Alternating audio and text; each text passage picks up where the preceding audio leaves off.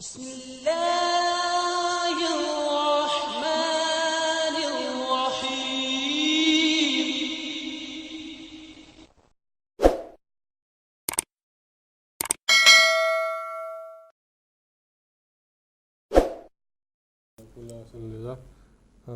کچھ ٹیلی phone collars ہیں، ان سے بات کرنے کی کوشش کریں گے۔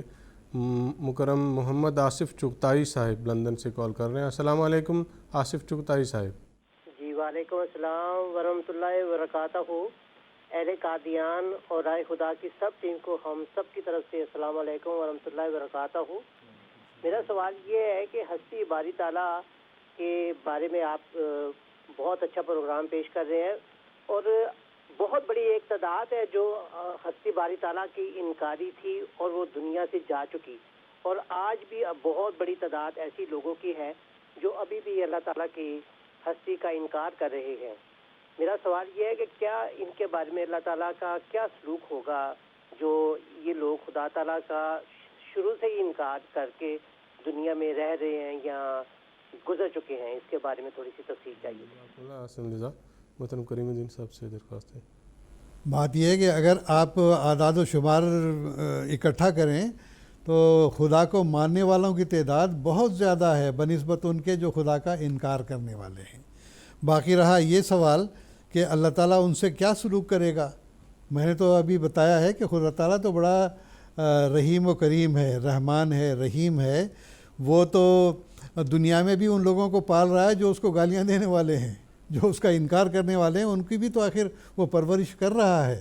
تو اس دنیا میں جب وہ دہریوں کی بھی پرورش کر رہا ہے، خدا کی ہستی کا انکار کرنے والوں کی بھی پرورش کر رہا ہے، ان کو کوئی عام طور پر لوگ سمجھتے ہیں کہ بڑے مزے میں ہیں جی یہ لوگ کیا ہے، تو دراصل یہ ان لوگوں کا جو ہے ایک لحاظ سے اپنی ذمہ داریوں سے فرار ہے۔ دراصل خدا کو مانیں گے، عبادت کرنی پڑیں گی اور ہمیں بااخلاق بننا پڑے گا، خدا کا رنگ اختیار کرنا، ارے چھوڑو بھائی یہ بکھیڑے کون کرے گا۔ تو یہ دراصل ایک فرار کا طریق انہوں نے اختیار کیا ہوا ہے۔ لہٰذا آپ اگر اعداد و شمار اختیار پر نظر ڈالیں گے تو دنیا میں اہل مذاہب کثرت سے پائے جاتے ہیں، خدا کو ماننے والے کثرت سے پائے جاتے ہیں۔ یہ اور بات ہے کہ ان کے نظریات اگر غلط ہیں تو وہ الگ بات ہے، لیکن خدا کو ماننے والے بہرحال اکثریت میں ہیں۔ پھر اس کے علاوہ ایک بات اور بھی ملحوظ رکھنی چاہیے کہ اب اللہ تعالیٰ کا سلوک کیا ہوگا ان کے ساتھ۔ اللہ تعالیٰ نے تو فرمایا ہے کہ جو لوگ برے کام کرنے والے ہیں ان کے لیے تو جہنم ہے، جو اچھے کام کرنے والے ہیں ان کے لیے جنت ہے۔ تو جہنم بھی اللہ تعالیٰ نے فرمایا کہ دائمی چیز نہیں ہے بلکہ یہ عارضی چیز ہوگی۔ کیوں کہ جس طرح ایک مریض ہے، وہ جسم کے اندر کوئی پھوڑا ہو گیا یا دل اس کا جو ہے وہ کچھ والو بند ہو جاتے ہیں تو اس کا آپریشن کرنا پڑتا ہے، اسی طرح سے ایسے لوگ جن کے دماغ میں کوئی رسولیاں پیدا ہو گئیں، جیسے مثال کے طور پر، تو گویا کہ جو خدا کا انکار کرنے والے ہیں یہ سمجھ لیں کہ دماغ میں رسولیاں پیدا ہو گئیں ان کے، تو ان کا آپریشن ہونا ہے اصل میں وہاں جہنم میں۔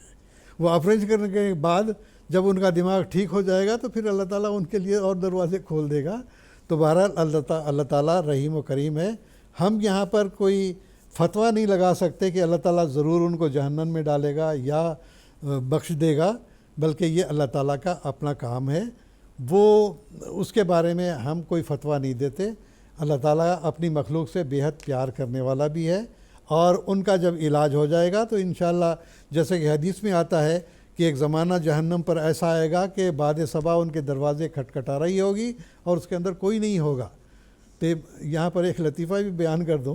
حضرت خلیفہ اول رضی اللہ تعالیٰ عنہ کے زمانے کی بات ہے کہ ایک شخص نے کہا کہ دیو جی آخرکار جہنم سے نکل کے جنت میں جانا ہی ہے تو پھر کیا ضرورت ہے ہم کو یہاں کرنے کی؟